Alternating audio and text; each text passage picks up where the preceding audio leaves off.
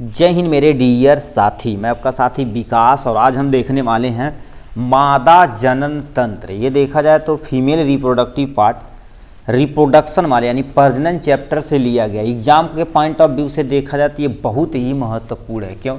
क्योंकि इसमें देखिए एक नर जनन तंत्र, एक मादा जनन तंत्र, दो ही जनन तंत्र है जो सचित्र वर्णन करने के लिए आपको देगा। जब भी देगा तब भी ये लॉन्ग क्वेश्चन में आपको अच्छे तरीके से डिफाइन करना रहेगा। ठीक है, आपको दिखा देते कितने क्वेश्चन में पूछा गया है। ठीक है, यहाँ से देख सकते हैं 2024 में क्वेश्चन में पूछा गया था मानव में मादा जनन तंत्र का सचित्र रचना कीजिए, मतलब चित्र बनाइए और संक्षिप्त में वर्णन करना। कितने नंबर का ये 4 नंबर का ये क्वेश्चन है। इसी तरह से देखा जाए तो ये बहुत सारे सेट में पूछा जाएगा। आपको मादा जनन तंत्र कभी भी आएगा तो कैसे लिखना है, देखिए एग्जाम में हेडिंग बहुत ज़रूरी होती है। तो सबसे पहले आप स्केच से हेडिंग डालेंगे मादा जनन तंत्र, हेडिंग डालेंगे। ठीक है, उसके बाद मादा जनन तंत्र होता क्या है, यहाँ पर आपको अच्छे तरीके से चित्र बनाना पड़ेगा। ये जो ऐसे करके आप अच्छे से यहाँ पर क्या करेंगे, एक प्यारा सा चित्र बनाएंगे। ठीक है, और चित्र में कौन कौन से भाग होते हैं उसको पहले यहाँ पर जितना लिख देंगे। जैसे आप ठीक मादा जनन तंत्र पर लिख रहे हैं तो ऐसे आप अंडरलाइन कर देंगे। यहाँ से चित्र बनाएंगे, चित्र में कौन कौन सा नाम लिखें यहाँ पर लिख दीजिएगा। उसके बाद क्या करिएगा, यहाँ पर नंबरिंग करके एक नंबरिंग डाल के और उसका हेडिंग डाल के, जैसे हमारे यहाँ कुछ भी लिखे हैं, जैसे मान लेते हैं आप ये चीज़ लिखे हैं, अंडाशय लिखे हैं या मतलब ओवरी लिखे हैं। ठीक है, ये तुम्हारे पास क्या हो जाएगा, अंडाशय लिखे हैं। ठीक है, अंडाशय लिखे हैं तो यहाँ पर क्या कर देंगे, अंडाशय हेडिंग डाल देंगे। क्या डालेंगे, अंडाशय हेडिंग डालेंगे। फिर अंडाशय के बारे में 2-3 पॉइंट लिख देंगे। फिर दूसरा हेडिंग जो भी रहेगा वो भी आप लिख देंगे। देखिए अब इससे कहे बोल रहे हैं लिखने के लिए, देखिए एग्जाम में आप मादा जनन तंत्र डाल दिए, चित्र डाल दिए, चित्र को अच्छे से यहाँ लिख दिया। अब एक एक हेडिंग डाल के एक्सप्लेन करेंगे। टीचर देखते ही जान जाएगा अच्छा यदि चित्र सही बनाया और ये यहाँ पर ये हेडिंग सही डाला तो आगे वो अच्छे से एक्सप्लेन कर रखा है, लड़का होशियार है। यही सिर्फ टीचर देखते हैं। अब का तुम सोचो 2 पेज तुम 6 नंबर में मान लेते दे दिया जाए तो अब 2 पेज थोड़ी ना पढ़ेगा कि अच्छा एक एक लाइन पढ़े, ऐसा नहीं होता। वो हेडिंग देखता है कि एक्चुअल में कैसा ये लिखा गया है। तो हेडिंग पे आप ज़्यादा फोकस करिएगा। कोई भी सब्जेक्ट हो, चाहे इंग्लिश हो, चाहे सामाजिक विज्ञान, चाहे हिंदी हो, चाहे साइंस हो, कोई भी हो।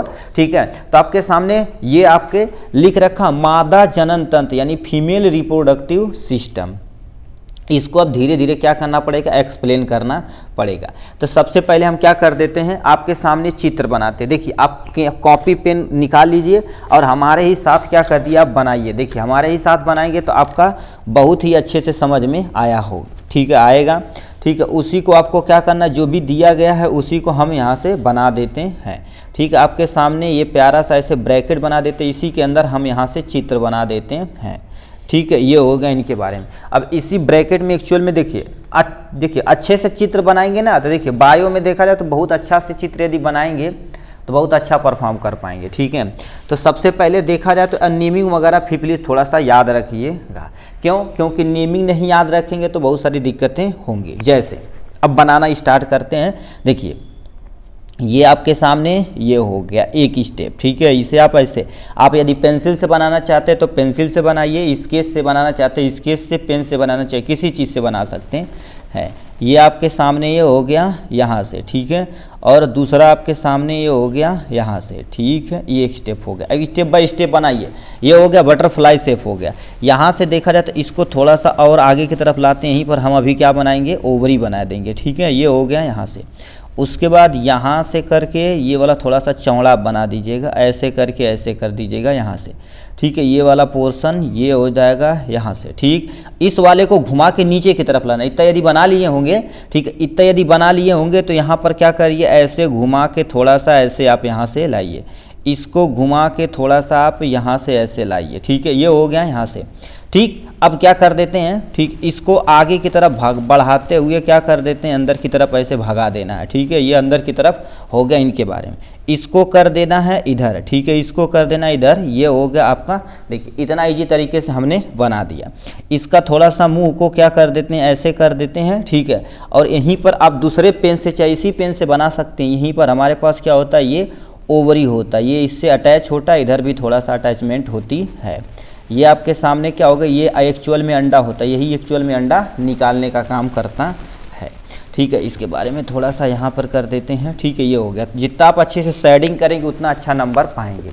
ये हो गया। अब इसका नेमिंग कर देते हैं। ठीक है, नेमिंग करने से पहले थोड़ा सा अंदर डिजाइन वगैरह बना देते हैं। ठीक है, ये हो गया इनके बारे में। और इधर से आते हैं। ठीक है, ये तुम्हारे पास हो गया यहाँ से। अब इतना यदि कर देंगे तो आपको एग्जामिनर एकदम बढ़िया तरीके से नंबर देगा। ये फीमेल रिप्रोडक्टिव का प्यारा सा डायग्राम है। ठीक है, प्यारा सा डायग्राम है। अब इसका नेमिंग, जब तक नेमिंग नहीं करेंगे तब तक काम नहीं होने वाला है। अब क्या करेंगे इसके लिए, ठीक, आप भी स्केच ऐसे ले लीजिएगा। ठीक है, या पेंसिल ले, ऐसे देखो यहाँ से करके, हम हाथ से करते मतलब आप स्केल से करिए। इसको क्या बोलते हैं, इसी को अंडाशय बोलते हैं। ठीक है, ये तुम्हारे पास ये जो पोर्शन है इसी को क्या बोला जाता है, अंडाशय बोला जाता है। ठीक, अंडाशय मतलब ओवरी। ये तुम्हारे पास क्या हो जाएगी, इनकी संख्या कितनी होती है, 2 की संख्या में होती। देखिए, एक इस साइड एक इस साइड। ठीक, ये डायग्राम हो गया।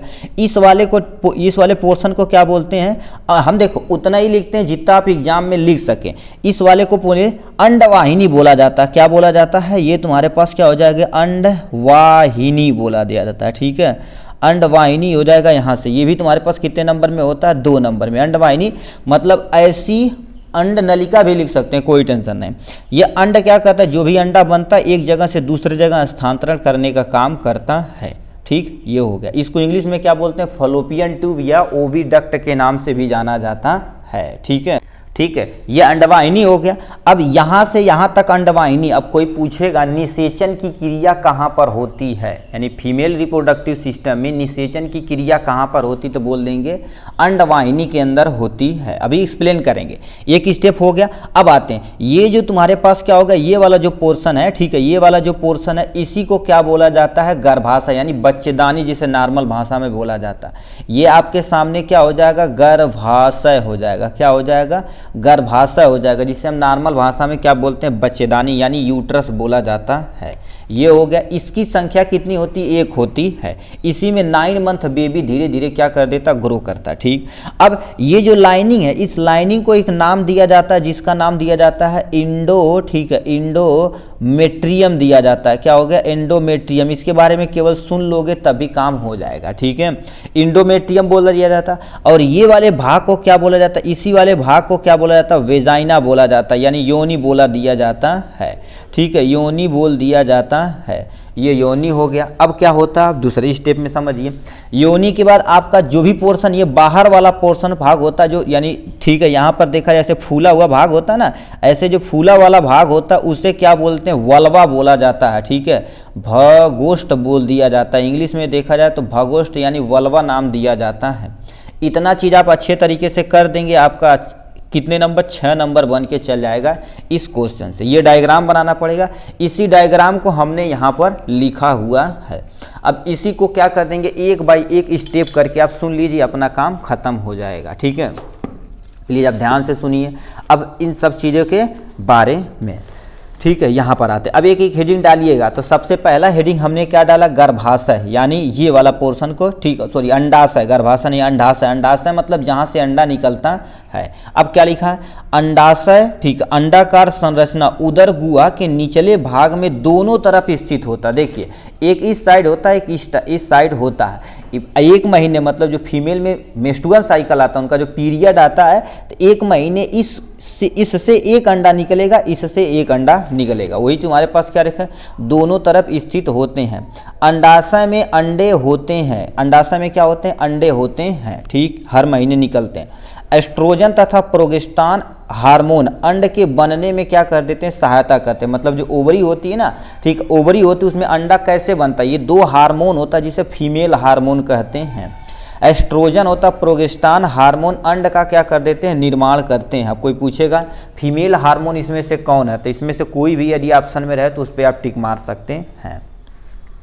अंडा क्या होता है, एक सूत्री मतलब हप्लाइड नेचर का होता है। उसमें देखा जाए तो n नंबर आप क्रोमोसोम होते हैं। n नंबर मतलब 23 नंबर होते हैं जो फीमेल से आता है। अब 23 मेल से आएगा, दोनों 46 हो जाएंगे, फर्टिलाइजेशन हो जाएगा। तो ये हो गया अंडाशय के बारे में। फिर क्या लिख रखा, अर्धशुद्री विभाजन के फलस्वरूप जनन कोशिकाएं अंडे का निर्माण करती हैं। अब कोई पूछेगा, ये प्लीज आप अंडरलाइन कर दीजिएगा, कोई बोलेगा कि यानी अंडे का निर्माण कैसे होता है, तो बोल देंगे अर्धसूत्री विभाजन के फलस्वरूप जनन कोशिकाएं अंडे का निर्माण करती हैं। किसका निर्माण करती हैं? अंडे का निर्माण करती है। ये इंपॉर्टेंट है, ये ओलंपियाड ICSE पैटर्न में ये सेम टू सेम क्वेश्चन पूछा गया था इंग्लिश मीडियम में।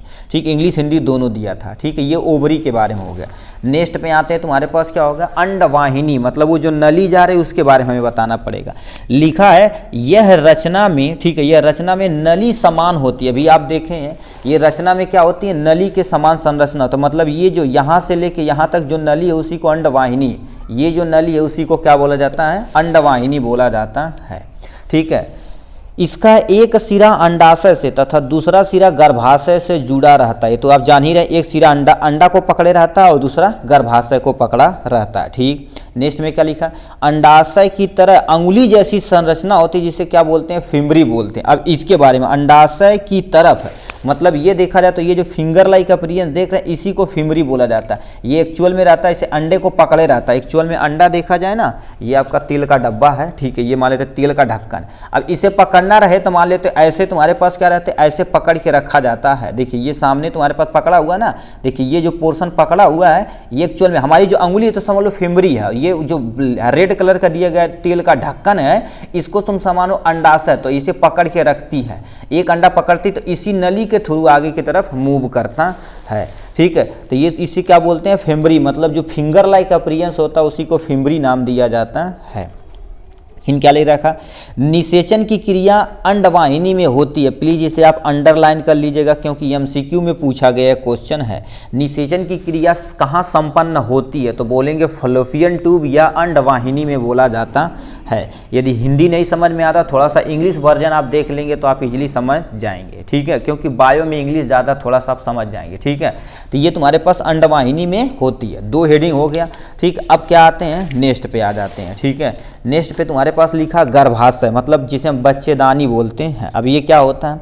गर्भाशय मूत्राशय, ठीक है, मूत्राशय तथा मलाशय के बीच स्थित एक मंसल संरचना होती है। मतलब गर्भाशय कहाँ होता है? जो तुम्हारे पास मूत्राशय होता है जो पेशाब की थैली होती है, और मलाशय मतलब जो हमारा रेक्टम होता है जिसे हम डाइजेस्टिव सिस्टम से मतलब पाचन की जो भी क्रिया संपन्न होती है बाहर के निकालने के लिए, उनके बीच में एक मांस की तरह संरचना रहती है। किसकी तरह? मांस की संरचना रहती है। कह दिया मांस की तरह, मतलब ये बीच वाला पोर्शन है। ये जो हम देख रहे हैं ना, ये तुम्हारे पास ऐसे ऐसे लाइनिंग बनी होती है इसके अंदर। ठीक है, ये लाइनिंग बनी होती है जो बेबी को ऐसे पकड़ के रखती है। ठीक है, और 2-3 हार्मोन रहता है वो पकड़ के रखवाने में मदद करता है। ठीक है, ये हो गया। नेक्स्ट में अंडवाहिनी यहाँ इनकी दोनों ओर ऊपर की भागों में खुलती, मतलब जो अंडवाहिनी होती है ना, अंड की वाहिनी मतलब ये जो अंडा वाना, एक इधर भाग खुलता है, देखिए एक भाग इधर खुलता है। ठीक है, दोनों भाग खुलता है। अभी हम आपको निषेचन की प्रक्रिया कैसे संपन्न होती है उसे भी हम डायग्राम दिखा रहे हैं अच्छी बुक में। ये हो गया।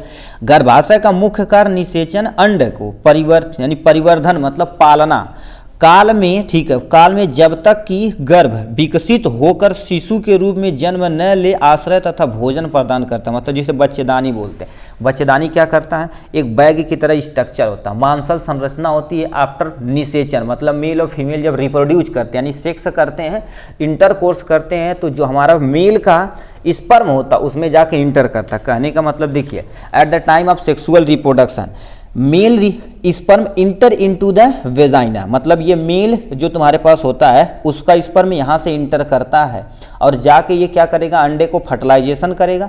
ये 1 महीने तक लगभग जब 64 सेल बन जाता तो जाके यहाँ पर क्या कर देता? फीमेल के बच्चेदानी में इम्प्लांट करता। इसीलिए ये तुम्हारे पास ऐसी ये फिंगर लाइक अपीयरेंस होती है। ठीक है, ये होती है। और यही एंडोमेट्रियम क्या कर देती है? फिंगर लाइक अपीयरेंस होती है ना, इसी को एंडोमेट्रियम बोलते हैं। जब उनका क्या हो जाता है, यहाँ से स्पर्म नहीं जाता तो उनका मेंस्ट्रुअल साइकिल यानी पीरियड देखा जाए तो यही पूरी लाइनिंग क्या हो जाती है? ऐसे ब्रेक हो जाती है। ऐसे लाइनिंग ब्रेक हो जाती है। कुछ मात्रा में म्यूकस होता है, स्पर्म होता है, स्पर्म नहीं एक्चुअल में अंडा होता है। फीमेल में अंडा होता है और म्यूकस होता है कुछ ब्लड के, क्योंकि ये लाइनिंग जब डिसअपियर होगी मतलब कटेगी तो म्यूकस के द्वारा करना कम से कम उनका मेंस्ट्रुअल जो साइकिल आता है जिसे पीरियड बोलते हैं 3 दिन तक कंटिन्यू आता रहता है जब तक ये क्लीन नहीं हो जाता। ये नेचुरल प्रोसेस है। ठीक है, उस पर हम कुछ भी नहीं कर सकते भाई।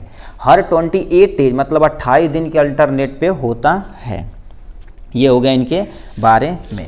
फिर क्या दे रखा? अब तो जान ही गए निषेचन के बाद जब जो बेबी जो बेबी ग्रो करता है, ठीक, उसी को भोजन यहाँ प्रदान किया जाता है, भोजन। और जब तक 9 मंथ डेवलप नहीं हो जाएगा तब तक वो बेबी वहाँ से आराम से मज़े से रहेगा। नेक्स्ट में क्या लिख रखा है, योनि के बारे में, ये लास्ट एंड फाइनल पोर्शन हो जाएगा। अब ये क्या लिख रखा है, यह मादा के बाह्य जननांग होते हैं, मतलब सबसे बाहरी वाला हिस्सा होता है, जो एक लचीला मांसपेशी से मिलकर बना होता है। योनि के द्वार शुक्राणु जो गर्भाशय और तक पहुंचाया जाता है, ठीक। अब इसका डायग्राम आप अच्छे से देखिए, रुक जाइए 1 मिनट, ठीक है। आपके सामने ये देख सकते हैं प्यारा सा डायग्राम, जो बोले हैं ना, देखिए ये जो जा रहा है ये स्पर्म जा रहा है। और याद रखिए, एक बार जब मेल इंटरकोर्स करता, मतलब सेक्स करता है, तो 200 से लेके 300 मिलियन स्पर्म एक बार में वो प्रोड्यूस करता। कितना, 1 2 नहीं, 200 से लेके 300 मिलियन स्पर्म प्रोड्यूस करता। अब ये देखिए भाग कर जाएंगे, और अंडे को देखो, ये वाला पोर्शन देखिए, अंडे को फर्टिलाइजेशन किए, ये स्पर्म मतलब मेल वाला पार्ट है, और ये तुम्हारे पास फीमेल मतलब जो अंडे से निकला हुआ अंडा है, ठीक है। ये देखिए हो गया। अब ये होने के बाद देखिए ये चला गया, इसके अंदर निषेचन हो गया, यानी फर्टिलाइजेशन हो गया।